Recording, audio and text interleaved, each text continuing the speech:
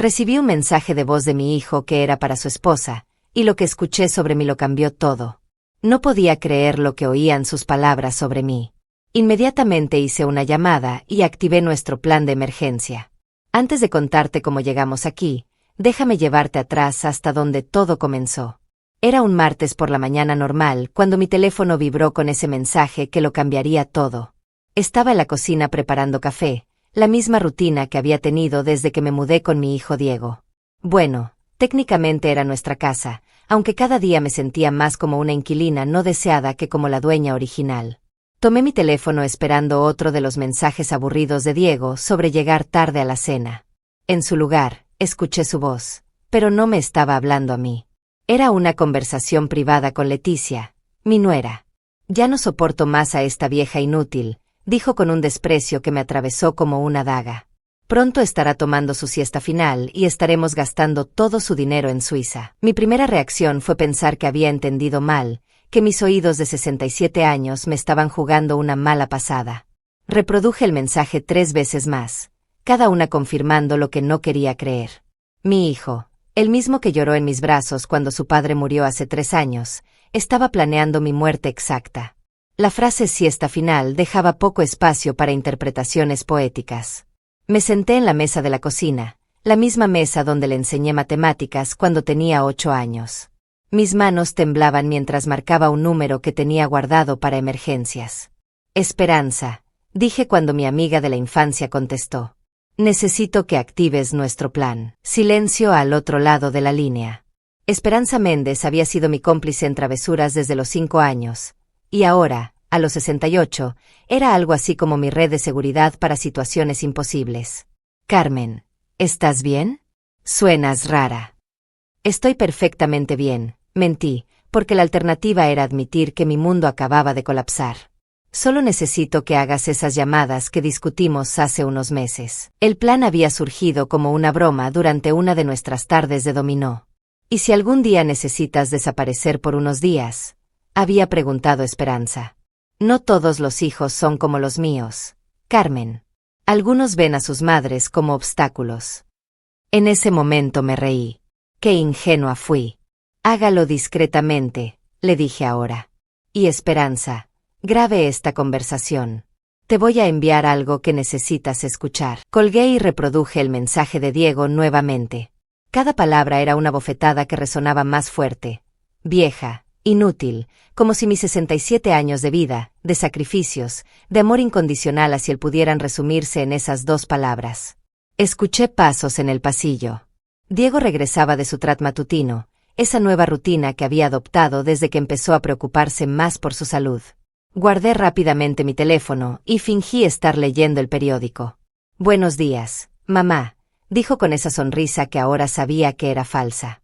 ¿Ya desayunaste? Lo miré a los ojos, buscando algún rastro del niño que había sido. Solo encontré a un extraño que compartía mis genes, y aparentemente, mis días contados. Todavía no, hijo, respondí con mi mejor actuación maternal. Te preparo algo. No te molestes, respondió. Y por primera vez noté el doble sentido. Leticia bajará en un rato. Ah, Leticia, mi querida nuera, que siempre había sido un poco fría conmigo, pero ahora entendía por qué. Difícil ser cariñosa con alguien a quien planeas enviar a tomar esa siesta final. Diego subió a ducharse y me quedé sola con mis pensamientos, o más bien con mi furia creciente, porque resulta que después de vivir tanto tiempo, uno desarrolla cierta tolerancia al dolor, pero la traición, eso siempre duele igual. Mi teléfono vibró, un mensaje de Esperanza. Todo listo. ¿Cuándo empezamos? Sonreí por primera vez esa mañana. Mi hijo había cometido un error muy grave al subestimar a esta vieja inútil. Porque si algo había aprendido en mis 67 años era que las mujeres como yo no nos vamos calladas. Para entender cómo terminé viviendo en esta casa que ahora se sentía como una trampa, necesito llevarte 3 años atrás. Cuando mi mundo se desplomó junto con la salud de Ricardo. Mi esposo había sido el tipo de hombre que nunca admitía estar enfermo, ni siquiera con un resfriado. Así que cuando empezó a quejarse de dolores de espalda, supe que algo andaba muy mal. El cáncer se lo llevó en pocos meses, dejándome con una casa demasiado grande, recuerdos en cada rincón y una soledad que se sentía como un segundo funeral diario. Diego apareció en el funeral con un plan. Siempre había sido así. Mi hijo mayor, calculador, organizado, con soluciones para problemas que apenas empezaba a entender que tenía. Mamá, no puedes quedarte sola en esa casa, me dijo mientras los últimos invitados se despedían. Es demasiado grande, demasiado trabajo para ti. En ese momento, su preocupación me pareció genuina. Qué tonta fui al no ver que ya estaba calculando las cifras en su cabeza. Ven a vivir con nosotros, había insistido Leticia, frotándome la espalda con esa suavidad que creí maternal. Los niños necesitan a su abuela cerca. Sofía tenía 13 entonces. Mateo 11.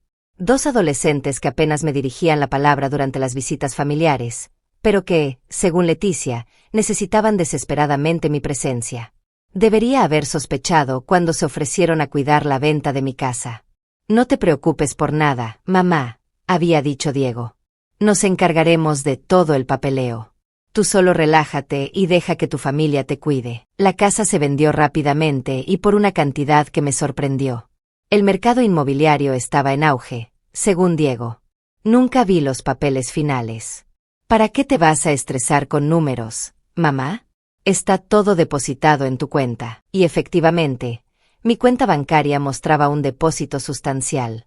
Lo que no sabía entonces era que la casa se había vendido por casi el doble de lo que me dijeron, pero esos detalles los descubriría después, cuando ya era demasiado tarde. Los primeros meses en casa de Diego fueron tolerables.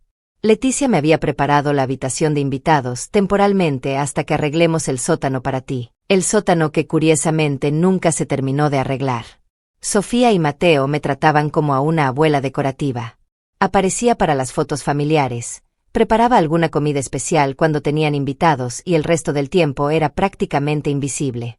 Pero yo estaba agradecida, o eso me decía a mí misma cada mañana mientras preparaba el desayuno para una familia que comía en silencio, revisando sus teléfonos como si fuera más interesante que la conversación de una viuda de 64 años. El primer indicio de que algo andaba mal llegó 6 meses después de mudarme. Estaba organizando mis papeles cuando noté que algunas facturas médicas de Ricardo nunca habían llegado. Llamé al hospital y me informaron que todas las cuentas habían sido transferidas a Diego como representante familiar. Cuando le pregunté, me explicó que era más eficiente así. Para que no te preocupes por esos detalles, mamá. Ya tienes suficiente con el duelo. El duelo.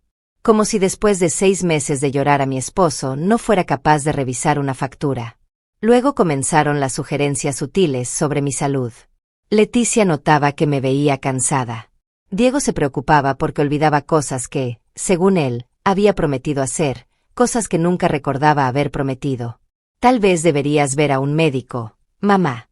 A nuestra edad la memoria es delicada. Nuestra edad, como si Diego, con sus 42 años, compartiera mis dolencias de vejez. El médico, por supuesto, era amigo de Diego. El doctor Vázquez me examinó con la condescendencia típica de quien ya ha decidido tu diagnóstico antes de verte. Deterioro cognitivo leve relacionado con la edad, dictaminó. Común en personas que han experimentado trauma emocional. Nunca mencionó las pastillas que Diego insistía que tomara para los nervios. Pastillas que me hacían sentir confundida, somnolienta, menos yo misma. Pero la gota que derramó el vaso llegó hace 2 meses, cuando descubrí que Diego había abierto una cuenta conjunta conmigo sin mi conocimiento. Mi firma estaba ahí en documentos que no recordaba haber firmado. Fue idea del abogado, mamá, para emergencias médicas. Si algo te pasara, necesitaríamos acceso inmediato a tus fondos para cuidarte. La lógica era perfecta. El amor familiar era conmovedor y yo era una idiota con título universitario que se había dejado envolver como un regalo de Navidad. Anoche, antes del mensaje revelador, había fingido tomar mis pastillas. En su lugar las escondí debajo de la lengua y las escupí cuando nadie miraba. Por primera vez en meses mi mente se sentía clara. Lo suficientemente clara para darme cuenta de que había estado viviendo en una telaraña durante 3 años. Y ahora, sentada en mi cocina prestada, con la voz de mi hijo resonando en mis oídos como una sentencia de muerte, entendía que la telaraña siempre había sido una trampa, pero esta vieja inútil tenía más de un truco guardado. Los días siguientes fueron una obra maestra de actuación. Continué mi rutina habitual. Levantarme temprano, preparar café, fingir tomar mis pastillas y comportarme como la abuela domesticada que esperaban que fuera. Pero por las noches, cuando todos dormían, me convertía en detective. Esperanza había cumplido su parte del plan. Ahora tenía un teléfono adicional completamente secreto y una habitación reservada en un pequeño hotel en las afueras de la ciudad, por si necesitas desaparecer rápidamente, me había dicho con esa seriedad que solo viene con décadas de amistad. También había hecho algo más inteligente.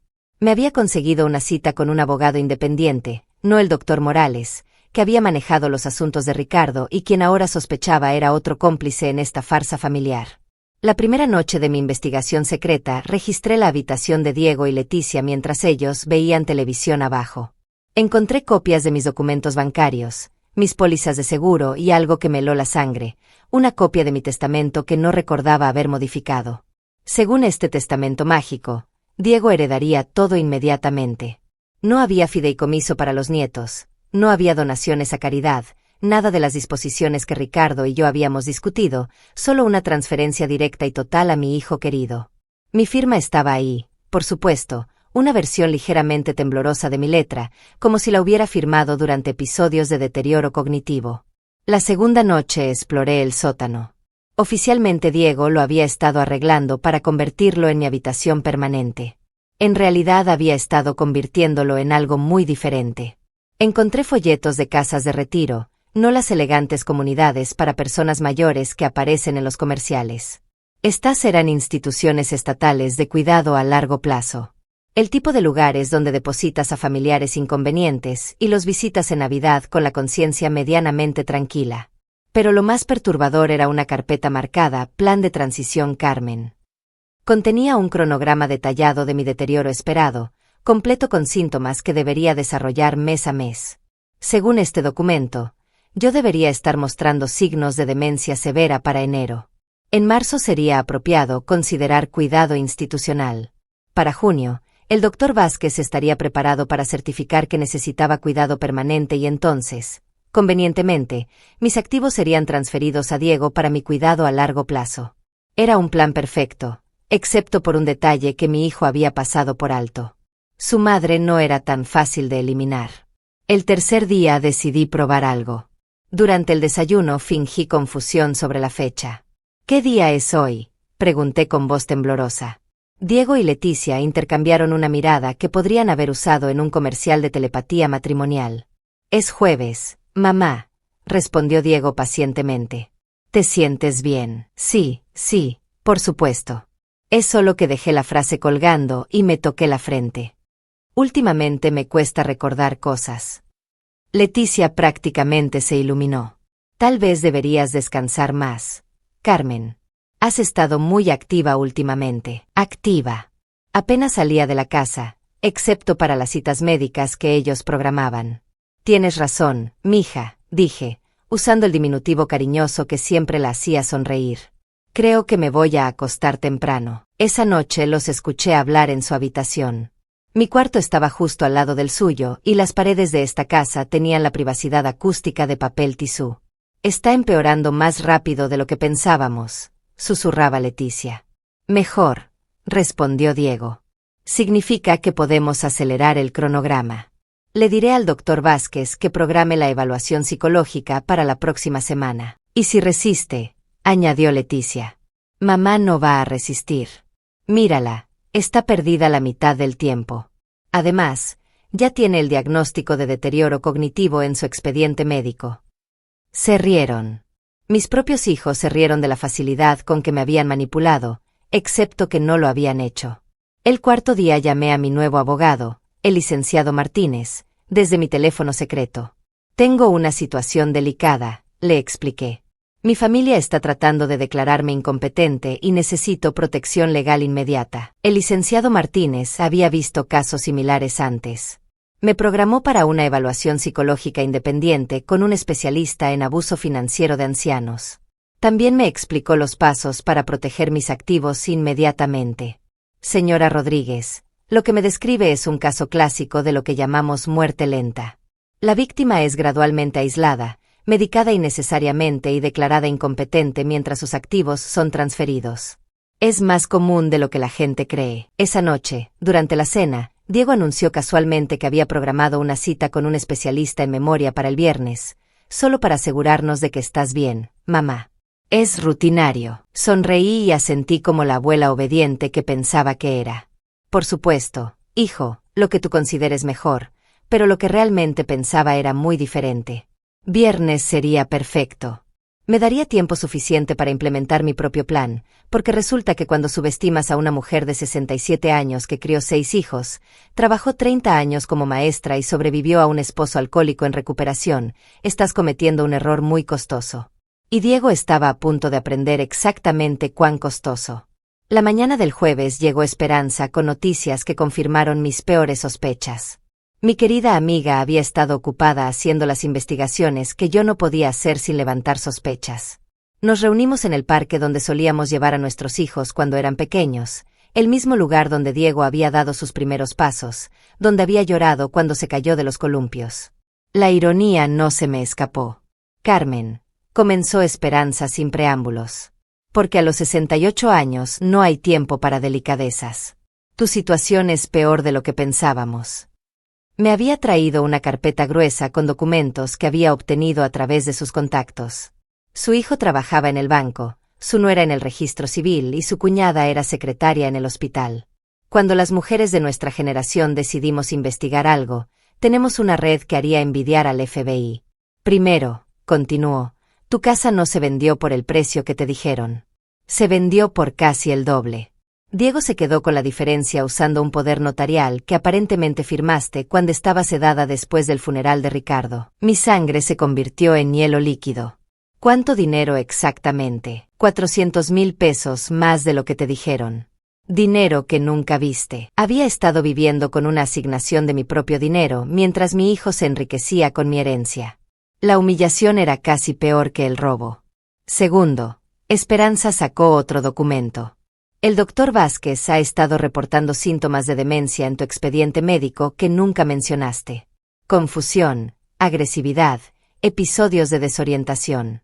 Está construyendo un caso médico para incapacitarte, pero yo nunca. Pero su palabra vale más que la tuya si tienes un diagnóstico de deterioro cognitivo. El tercer documento era el más devastador. Diego aplicó para ser tu tutor legal el mes pasado. La audiencia está programada para la próxima semana.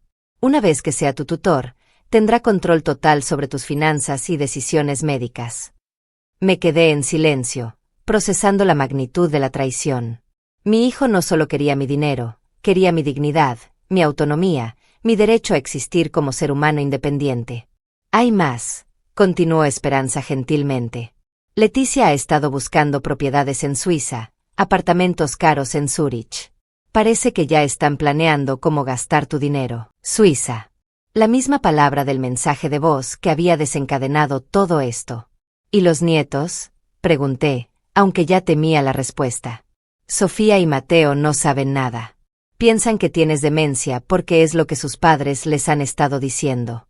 Sofía hasta le comentó a una amiga que se sentía mal por la abuela Carmen que está perdiendo la memoria. Mis nietos. Mis dulces nietos que ahora me miraban con lástima en lugar de amor, porque sus padres les habían enseñado que su abuela era una carga mental decadente. Esperanza, dije finalmente. Necesito que hagas una llamada más. Saqué mi teléfono secreto y marqué el número del licenciado Martínez. Licenciado, habla Carmen Rodríguez. Necesito acelerar todo. La audiencia de tutela es la próxima semana. Su voz se volvió seria inmediatamente. Entiendo. Puede venir esta tarde. Tenemos trabajo que hacer. Colgué y miré a Esperanza. ¿Recuerdas cuando éramos jóvenes y juramos que nunca dejaríamos que nuestros hijos nos trataran como nuestras madres fueron tratadas? Esperanza asintió.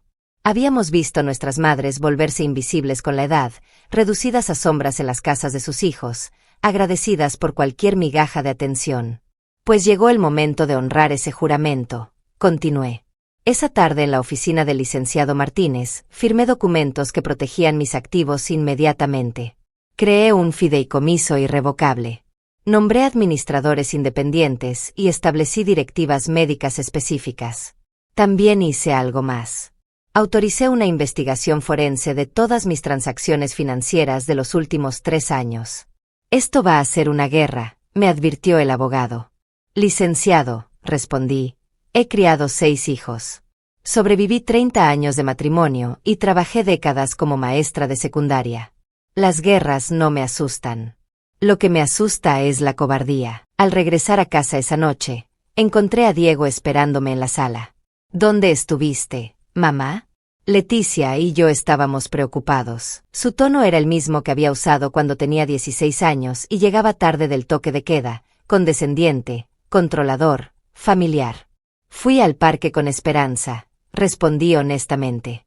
¿Por qué? Es que últimamente, no sé, mamá, a veces sales y no nos dices dónde vas. Es preocupante. Ah, sí. El hijo preocupado que estaba documentando mi comportamiento errático para el tribunal. Tienes razón, Diego. Debería ser más considerada. Me dirigí hacia las escaleras, pero me detuve en el primer escalón. Hijo, dije sin voltearme. Mañana tengo una cita médica en la mañana, una segunda opinión sobre mi memoria. Esperanza me va a llevar. Pude sentir su tensión desde el otro lado de la habitación. ¿Qué doctor? No teníamos programado. Es privado, interrumpí. Quiero estar segura de que estoy bien antes de la cita con tu especialista en memoria del viernes. Subí las escaleras antes de que pudiera responder, pero escuché sus pasos acelerados hacia la cocina donde estaba Leticia. Sus voces urgentes se filtraron por las paredes mientras hacían llamadas telefónicas apresuradas. Sonreí en la oscuridad de mi habitación. Que se preocuparan, que hicieran llamadas desesperadas, que perdieran el sueño como yo había perdido el mío durante meses, porque mañana esta vieja inútil iba a demostrarles lo que realmente significa subestimar a una mujer con nada que perder. La mañana del viernes llegó como una tormenta eléctrica que había estado gestándose durante semanas. Me levanté antes del amanecer, me vestí con mi mejor conjunto, el traje azul marino que había usado para el funeral de Ricardo y me maquillé cuidadosamente. Si iba a confrontar a mis demonios, lo haría luciendo como la mujer fuerte que había olvidado ser. Esperanza llegó puntual a las 7. La vi por la ventana, esperando en su auto encendido como habíamos planeado. Era nuestra señal. Todo estaba listo. Diego bajó a desayunar justo cuando yo tomaba mi bolsa. Buenos días, mamá. Lista para tu cita médica. Su sonrisa era perfecta. La sonrisa de un hijo preocupado que acompaña a su madre anciana al doctor. Si no supiera la verdad, habría encontrado su actuación conmovedora. Muy lista, respondí. Esperanza ya está aquí. ¿Estás segura de que no quieres que te acompañe? ¿Puedo cancelar mis reuniones? Por supuesto que podía. Su trabajo de estos últimos meses había consistido principalmente en manejar mis asuntos médicos y financieros. Un empleo muy conveniente. No es necesario, hijo, es solo rutinario. Salí antes de que pudiera insistir más. Esperanza me esperaba con la puerta del pasajero abierta. ¿Lista para esto?, me preguntó mientras nos alejábamos de la casa. Más que lista, respondí. Es hora de que Carmen Valentina Rodríguez recuerde quién era antes de convertirse en víctima. Nuestra primera parada no fue al médico, fue al banco. El gerente, señor Morales, nos recibió en su oficina con la seriedad que ameritaba la situación. Los documentos del licenciado Martínez habían sido muy claros. Necesitaba acceso inmediato a mis cuentas y un reporte completo de todas las transacciones. Señora Rodríguez, comenzó el gerente después de revisar los papeles. Me temo que tengo noticias preocupantes. Abrió una carpeta con estados de cuenta que mostrarían una historia de 3 años de manipulación sistemática. Retiros regulares autorizados por emergencias médicas, transferencias a cuentas que yo nunca había autorizado, inversiones en mi nombre que beneficiaban directamente a Diego. Su hijo ha estado utilizando un poder notarial para manejar sus finanzas, explicó técnicamente legal, pero inusual en la cantidad y frecuencia de las transacciones. El total era devastador. De mis ahorros originales de casi 2 millones de pesos, quedaban menos de 500,000. El resto había sido invertido o usado para gastos médicos o simplemente transferido a cuentas que no reconocía. Hay algo más, continuó el gerente. Su hijo solicitó acceso a su caja de seguridad el mes pasado. Mi caja de seguridad, donde guardaba las joyas de mi madre, los documentos originales de la casa y algo más importante, una copia de mi verdadero testamento, el que había hecho con Ricardo años antes de enfermarse. ¿Qué tomó de la caja? Según nuestros registros, documentos varios, no tenemos inventario específico de lo que removió. Esperanza tomó mi mano. Sabía lo que esto significaba. Diego había estado borrando evidencia de mis verdaderas intenciones testamentarias. Nuestra segunda parada fue al hospital para mi evaluación psicológica independiente. La doctora Patricia Herrera era una especialista en abuso financiero de ancianos con 30 años de experiencia identificando víctimas de manipulación familiar. Sus pruebas fueron exhaustivas: evaluación cognitiva, pruebas de memoria, análisis de mi capacidad de tomar decisiones. También examinó los reportes médicos del Dr. Vázquez con ojo crítico. Señora Rodríguez, me dijo después de 3 horas de evaluación, su función cognitiva está perfectamente normal para su edad.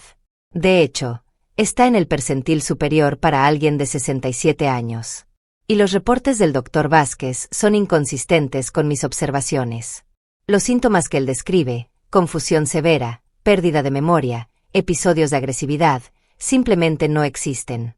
O usted ha tenido una recuperación milagrosa o esos reportes fueron exagerados. Exagerados. Una palabra médica elegante para fabricados. Doctora, pregunté, ¿hay manera de determinar si he estado siendo medicada innecesariamente? Me hizo análisis de sangre inmediatos. Los resultados llegarían en 2 días, pero su expresión mientras revisaba la lista de medicamentos que supuestamente tomaba era reveladora. Muchos de estos medicamentos pueden causar los síntomas que el Dr. Vázquez reportó: confusión, letargo, pérdida de memoria. Si usted ha estado tomando esta combinación diariamente, no los he estado tomando durante una semana, admití.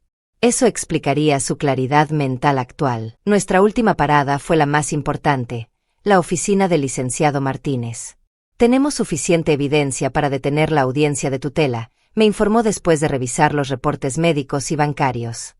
Pero también tenemos evidencia para algo más serio. Sacó un documento que había estado preparando. Abuso financiero de ancianos, falsificación de documentos médicos y posiblemente conspiración para cometer fraude.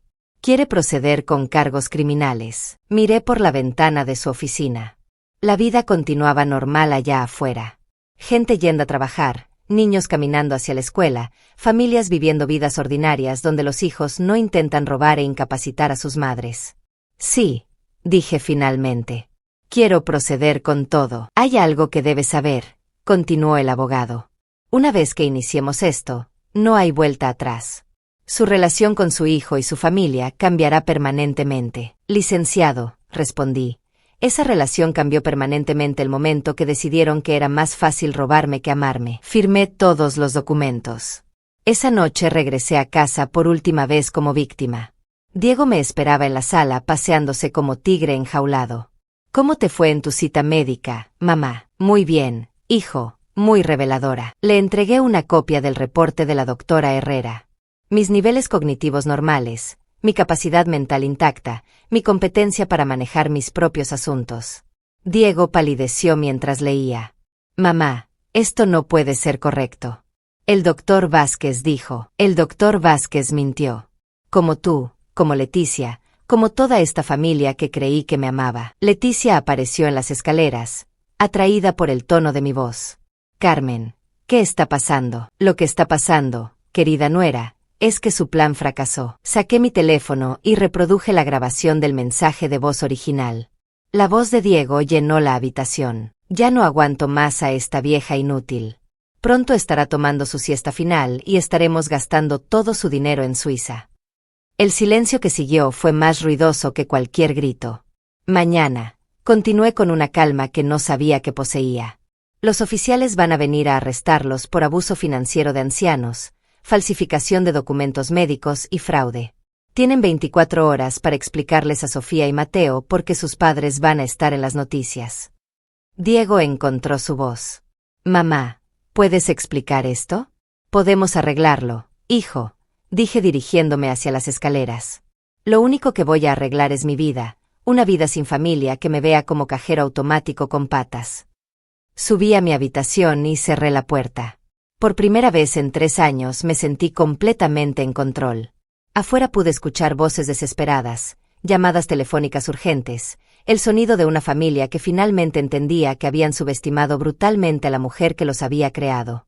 Mañana comenzaría mi nueva vida, una donde Carmen Valentina Rodríguez no era víctima de nadie, especialmente no de su propia familia. La noche después de mi confrontación con Diego y Leticia fue la más ruidosa que había vivido en esa casa en 3 años. Voces desesperadas, llamadas telefónicas urgentes y el sonido inconfundible de gente entrando en pánico cuando se dan cuenta de que subestimaron brutalmente a su oponente.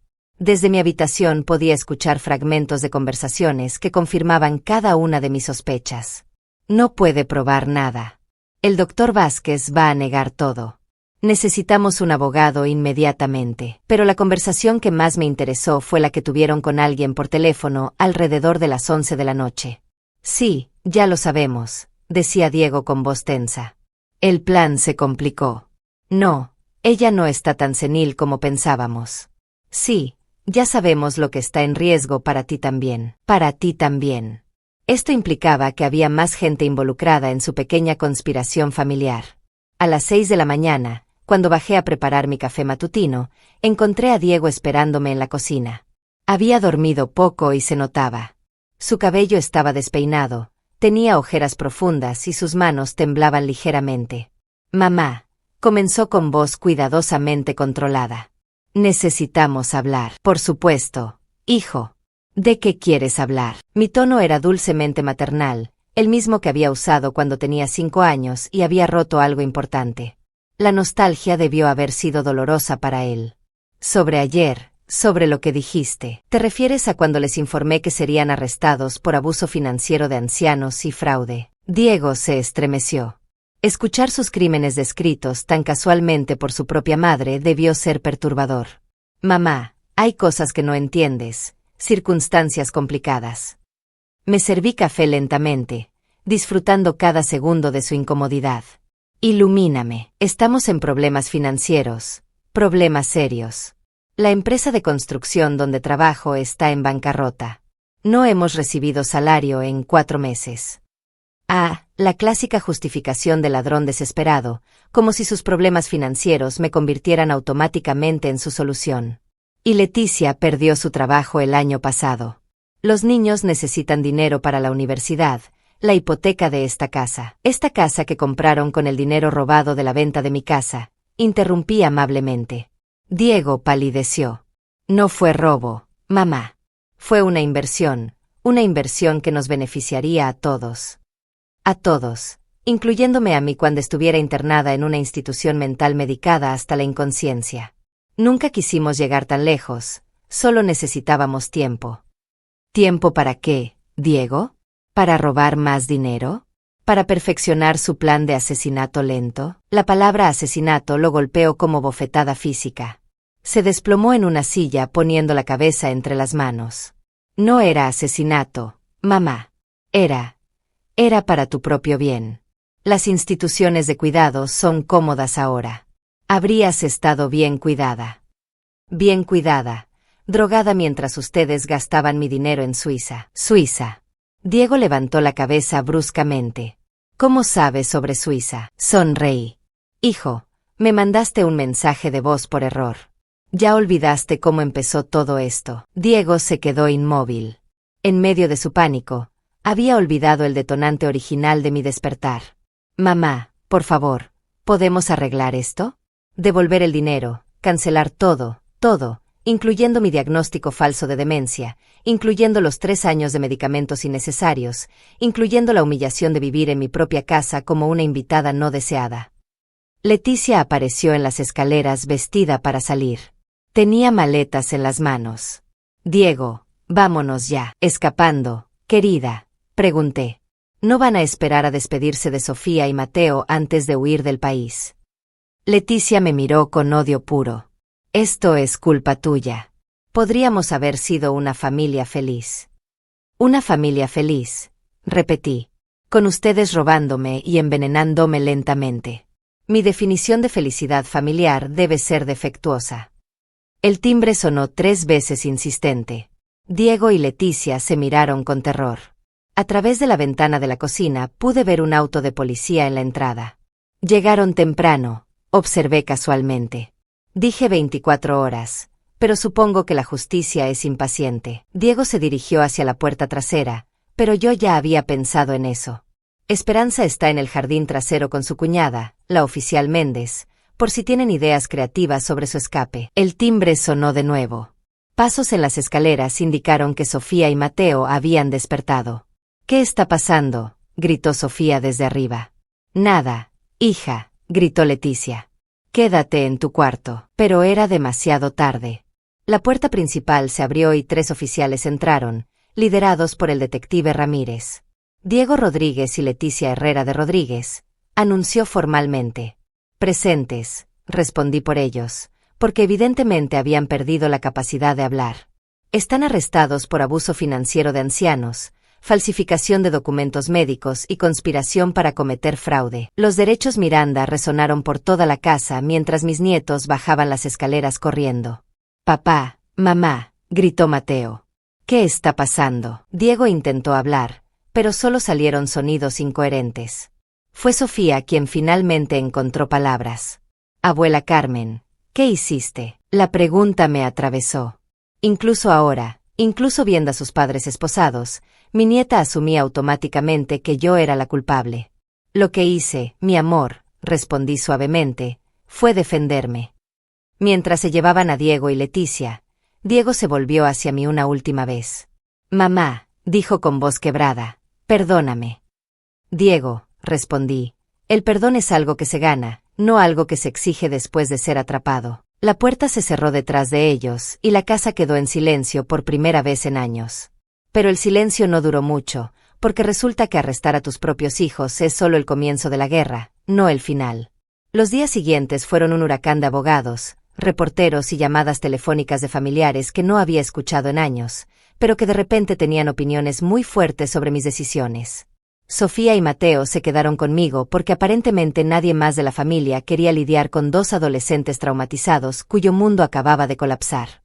Sus otros abuelos, los padres de Leticia, vivían en Guadalajara y no podían viajar en este momento. ¡Qué conveniente! La primera semana fue brutal. Mis nietos apenas me hablaban. Sofía, ahora de 16 años, me miraba como si fuera una traidora. Mateo de 14 simplemente se escondía en su habitación y salía solo para comer en silencio. «No entiendo por qué hiciste esto», me dijo Sofía finalmente el martes por la noche. Estaba parada en la puerta de la cocina, con los brazos cruzados y una expresión de dolor que me partía el corazón. «¿Qué parte específicamente no entiendes?», pregunté. Porque necesitaba saber exactamente cuánto habían manipulado su percepción de la realidad. «Todo. Mamá y papá te cuidaban, te daban una casa, te llevaban al doctor y tú los mandaste a la cárcel». Me senté en la mesa de la cocina y la invité a sentarse conmigo. Después de un momento de resistencia, se sentó al otro extremo, lo más lejos posible. «Sofía, ¿qué te dijeron sobre mi salud mental? Que tienes demencia, que olvidas cosas, que por eso necesitabas ayuda y notaron síntomas de demencia en ti». Sofía frunció el ceño. «Bueno, a veces parecías confundida, especialmente después de tomar tus medicinas te veías perdida». «Exacto. Después de tomar medicinas que no necesitaba, medicinas que me hacían parecer confundida para que ustedes creyeran que estaba enferma». Vi el momento exacto cuando la duda entró en sus ojos. «Pero el doctor Vázquez dijo». «El doctor Vázquez mintió. Tengo aquí el reporte de una evaluación independiente que demuestra que mi mente está perfectamente clara». Le mostré los documentos de la doctora Herrera. Sofía los leyó lentamente, su expresión cambiando gradualmente de confusión a horror. «Mamá y papá te estaban envenenando». No era veneno exactamente, pero sí me estaban dando medicinas innecesarias para hacerme parecer incompetente. «¿Pero por qué?». Le expliqué sobre el dinero, sobre la venta fraudulenta de mi casa, sobre el plan de internarme y apoderarse de mis ahorros, sobre Suiza. Sofía lloró. Lloró por la familia que pensaba que tenía y que nunca existió realmente.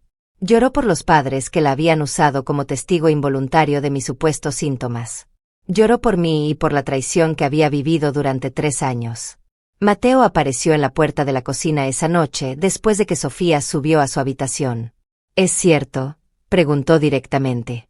A los 14 años no tenía paciencia para conversaciones largas. «Sí, van a ir a la cárcel, probablemente por mucho tiempo». «No sé, Mateo, depende del juez». Se quedó allí parado por un momento procesando. «Abuela Carmen», dijo finalmente, «lo siento». «¿Por qué te disculpas, mi amor? ¿Por creer que estabas loca, por tratarte como si fueras estúpida. Esa conversación fue cuando decidí que, sin importar lo que pasara con Diego y Leticia, haría todo lo posible por proteger a estos niños del daño colateral de las decisiones de sus padres. Pero la primera llamada del abogado defensor de Diego me hizo entender que la guerra apenas comenzaba. Señora Rodríguez, dijo el licenciado Fernández con voz suntuosa, mi cliente está dispuesto a un acuerdo. ¿Qué tipo de acuerdo? Restitución completa del dinero tomado a cambio de retirar los cargos criminales y la falsificación médica. Un malentendido. El doctor Vázquez está dispuesto a testificar que interpretó mal ciertos síntomas y los 3 años de medicamentos innecesarios. Un error de juicio médico, no malicia intencional. Colgué el teléfono sin responder. No iba a permitir que convirtieran 3 años de abuso sistemático en malentendidos y errores de juicio. Pero esa noche recibí una llamada que lo cambió todo. Carmen Rodríguez. La voz era femenina, nerviosa. Sí. Habla Ana Cristina Vázquez. Era la enfermera del doctor Vázquez. Mi sangre se aceleró. Renuncié ayer. No podía seguir guardando silencio sobre lo que vi. ¿Qué vio exactamente? Su expediente médico. Su hijo pagaba al doctor Vázquez por reportar síntomas específicos. Tengo copias de los cheques y algo más. ¿Qué? Usted no era la primera. Han hecho esto con otras 3 familias en los últimos 5 años. El teléfono casi se me cae de las manos. Otras 3 familias. Ancianos con dinero y familias preocupadas. Misma metodología, medicaciones innecesarias, reportes médicos falsos, tutelas fraudulentas. ¿Está dispuesta a testificar? Sí, pero necesito protección. El doctor Vázquez tiene conexiones poderosas. Colgué e inmediatamente llamé al detective Ramírez. Lo que había comenzado como abuso financiero familiar se estaba convirtiendo en algo mucho más grande, una red criminal sistemática de la cual mi hijo era solo una pequeña parte y yo acababa de convertirme en la testigo principal de la investigación más grande que el departamento había manejado en años. La oficina del detective Ramírez parecía la escena de una película de crímenes. Mapas en las paredes con fotos conectadas por hilos rojos, cajas de evidencia apiladas hasta el techo y una pizarra llena de nombres que me hizo entender la magnitud real de lo que habíamos destapado. Señora Rodríguez, comenzó el detective, lo que su caso ha revelado es mucho más extenso de lo que imaginábamos. Ana Cristina Vázquez estaba sentada a mi lado, visiblemente nerviosa, pero decidida. Sus documentos estaban esparcidos sobre la mesa, copias de cheques, expedientes médicos alterados y algo que me heló la sangre, una lista de candidatos potenciales para futuros casos. El doctor Vázquez dirigía esto desde hace casi 10 años, continuó Ana Cristina. Comenzó pequeño, con casos aislados, pero en los últimos 5 años se volvió industrial, sistemático. Tenían un proceso perfeccionado, identificar ancianos con activos significativos y familias ambiciosas, crear situaciones médicas que justificaran tutelas y facilitar transferencias de activos. El detective Ramírez señaló la pizarra. Hasta ahora hemos identificado 11 casos confirmados. El total de dinero involucrado supera los 20 millones de pesos. 20 millones de pesos. Mi caso no era una aberración familiar, era parte de una máquina criminal sofisticada. ¿Y mi hijo? Pregunté, aunque ya temía la respuesta. Diego no era víctima de circunstancias, respondió el detective gentilmente. Era un reclutador activo, identificaba candidatos potenciales entre conocidos y los refería al doctor Vázquez. Ana Cristina abrió otra carpeta. Su nombre aparece en al menos 4 casos anteriores. Familias que conocía a través del trabajo, vecinos, incluso compañeros de la escuela de sus hijos. Sentí náuseas. 4 familias más. La señora Morales, de 73 años, institucionalizada hace 2 años después de un diagnóstico súbito de demencia. Su hijo era compañero de trabajo de Diego. El señor Castillo, viudo de 68 años. Su hija era amiga de Leticia. Murió en cuidado institucional el año pasado. Sus ahorros desaparecieron meses antes de su muerte. Cada nombre era una apuñalada. Mi hijo no solo me había traicionado a familias enteras, destruyendo vidas para alimentar su ambición. Pero hay más, continuó Ana Cristina. Diego recibía comisiones, 5% del valor total de los activos transferidos. Comisiones. Mi voz sonó extraña, incluso para mí. Su hijo ha ganado más de 1 millón de pesos en los últimos 3 años dirigiendo víctimas al doctor Vázquez. 1 millón de pesos. Mientras me alimentaba con mentiras sobre problemas financieros, había estado ganando dinero destruyendo familias. El detective Ramírez se inclinó hacia adelante. Señora Rodríguez, necesitamos su ayuda para detener esto completamente. Diego es nuestra mejor oportunidad de llegar a los cerebros de la operación. Los cerebros. El doctor Vázquez era el elemento médico, pero alguien más coordinaba las transferencias financieras, alguien con conocimiento legal sofisticado. Diego puede identificar a esa persona a cambio de consideración en su sentencia. Quieren que convenza a mi hijo de cooperar. Queremos que considere la posibilidad. Usted tiene influencia sobre el que nosotros no tenemos. Influencia. Como si la palabra influencia pudiera describir la relación entre una madre traicionada y el hijo que había intentado destruirla. Esa noche manejé hasta la cárcel del condado, donde Diego esperaba su audiencia de fianza. Hacía una semana que no lo veía. Desde el día de su arresto se veía terrible. Había perdido peso, tenía ojeras profundas y su cabello estaba despeinado. Pero lo que más me impactó fueron sus ojos. Ya no era el hombre arrogante que había subestimado a su madre. Era alguien que finalmente entendía las consecuencias de sus acciones. Mamá, dijo cuando me senté frente a él en la sala de visitas. Su voz estaba quebrada. Diego, no esperaba que vinieras. Yo tampoco esperaba muchas cosas, como que mi hijo fuera un criminal profesional. Diego se estremeció. Ya sabes sobre los otros casos, sobre las comisiones que recibiste, sobre las familias que destruiste. Mi voz se mantuvo calmada, pero cada palabra era una bofetada. Sí, ya sé todo. Mamá, Diego, interrumpí. Vine porque los detectives quieren que te ofrezca un trato. Cooperación completa a cambio de consideración en tu sentencia. Consideración. En lugar de 20 años, tal vez 5. En lugar de prisión federal, tal vez prisión estatal. Diego palideció. 20 años. Hijo, esto va mucho más allá de robarte a tu madre. Eres parte de una red criminal que ha destruido docenas de familias. Los cargos federales llevan sentencias muy serias. Se quedó callado por varios minutos, procesando la magnitud de su situación. ¿Qué tendría que hacer? Identificar a todas las personas involucradas, proporcionar evidencia de cada caso, testificar contra el doctor Vázquez y quien sea que esté coordinando las transferencias financieras. Y si me rehúso, entonces pasarás las próximas 2 décadas en prisión mientras el resto de la red continúa operando. Diego puso la cabeza entre las manos. ¿Cómo llegué hasta aquí, mamá? Llegaste aquí, hijo, respondí, porque elegiste el dinero fácil sobre la integridad. Porque viste a tu propia madre como un obstáculo en lugar de como una persona. Lo siento, mamá. Lo siento mucho. Diego, tus disculpas no van a devolverle la vida al señor Castillo. No van a sanar el trauma de las familias que ayudaste a destruir. ¿Qué debo hacer? Me levanté para irme. Debes decidir si quieres ser recordado como el hombre que ayudó a detener una red criminal o como el hombre que destruyó familias por dinero. Vendrás a visitarme de nuevo, Diego, dije sin voltearme. Eso depende completamente de las decisiones que tomes en los próximos días. Cuando llegué a casa, Sofía me esperaba en la sala. ¿Cómo está, papá?, preguntó asustado. Respondí honestamente.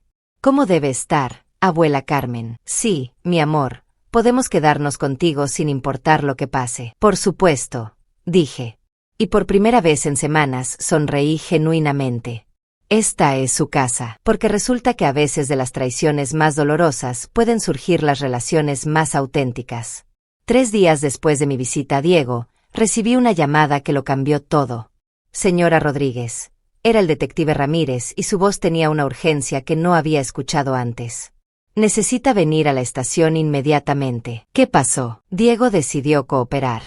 Pero lo que nos ha contado, necesitamos que escuche esto. El viaje a la estación de policía se sintió eterno. Esperanza insistió en acompañarme y por primera vez en días me alegré de no estar sola. En la estación nos condujeron a una sala de conferencias donde Diego estaba sentado con 2 agentes federales que no había visto antes. Mi hijo se veía aún peor que durante mi visita, pero había algo diferente en sus ojos, una determinación que no esperaba ver. Mamá, dijo cuando entré, necesitas escuchar esto. El agente federal Sánchez, un hombre serio de unos 50 años, abrió una grabadora.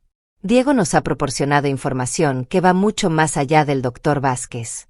Señora Rodríguez, ¿conoce usted al notario público Armando Beltrán? El nombre me resultaba familiar. Creo que sí. ¿No fue él quien manejó algunos documentos cuando murió Ricardo? Exacto, continuó el agente, y también manejó la venta de su casa y las transferencias bancarias y la modificación de su testamento. Mi sangre se enfrió. Armando Beltrán estuvo involucrado. Diego finalmente habló. Mamá. Armando no solo estuvo involucrado, él era el cerebro de toda la operación. ¿Qué? El agente federal Sánchez abrió una carpeta gruesa. Según Diego, Armando Beltrán ha estado dirigiendo esta red durante casi una década. Identificaba clientes vulnerables a través de su práctica legal. Los refería al doctor Vázquez para validación médica y después coordinaba todas las transferencias de activos. Pero él era el notario de Ricardo. Manejó nuestros asuntos durante años. Exacto, dijo Diego. Su voz llena de culpa. Él me contactó después del funeral de papá. Me dijo que tenía un plan para optimizar tu herencia, que podíamos asegurar tu futuro mientras protegíamos los activos familiares. Y tú le creíste. Al principio parecía legítimo. Él conocía todos tus activos, tus hábitos, tus debilidades. Hizo que sonara como si estuviera protegiéndote. El agente federal continuó. Beltrán ha perfeccionado este sistema. Usa su posición como notario para identificar testamentos lucrativos. Después manipula a las familias para que inicien el proceso de incapacitación. ¿Cuántas familias? Basado en la información de Diego, estimamos que al menos 30 familias en los últimos 10 años. 30 familias. Cientos de vidas destruidas por un hombre en quien había confiado durante décadas. Pero hay algo más, dijo Diego mirándome directamente. Armando tiene expedientes de todas sus víctimas, ubicaciones de activos, debilidades familiares, estrategias de manipulación. Y, mamá, tu expediente es el más detallado que he visto. Mi expediente. El agente Sánchez puso varios documentos frente a mí. Era perturbador ver mi vida reducida a puntos de vulnerabilidad y oportunidades de explotación. Carmen Rodríguez, viuda, 67 años, activos líquidos estimados en 2.1 millones de pesos. Hijo mayor, ambicioso, con problemas financieros, sin red de apoyo social sólido después de la muerte del esposo. Historia al médico limpia. Requiere intervención farmacéutica para crear sintomatología. Cada palabra era como leer mi propio obituario. También tiene esto, continuó Diego sacando otro documento. Una lista de próximos candidatos, personas que conoces, mamá, amigas tuyas. Esperanza estaba en la lista. Mi querida Esperanza, la mujer que me había salvado, estaba marcada como la próxima víctima. ¿Cuándo planeaban atacar a Esperanza? El mes que viene. Ya había comenzado a hacer contacto preliminar con su hija. Me quedé en silencio, procesando la magnitud de esta revelación. No solo había sido víctima, había sido el caso de práctica para perfeccionar su metodología antes de atacar a mi mejor amiga. Diego, dije finalmente, quiero que entiendas algo. Lo que voy a preguntarte no es como tu madre, es como sobreviviente de este monstruo. Te escucho. ¿Estás dispuesto a testificar contra Armando Beltrán sabiendo que eso significa admitir públicamente que conspiraste para incapacitar y robar a tu propia madre? Diego me miró por un largo momento. Por primera vez en años vi al niño que había criado, al joven que había tenido.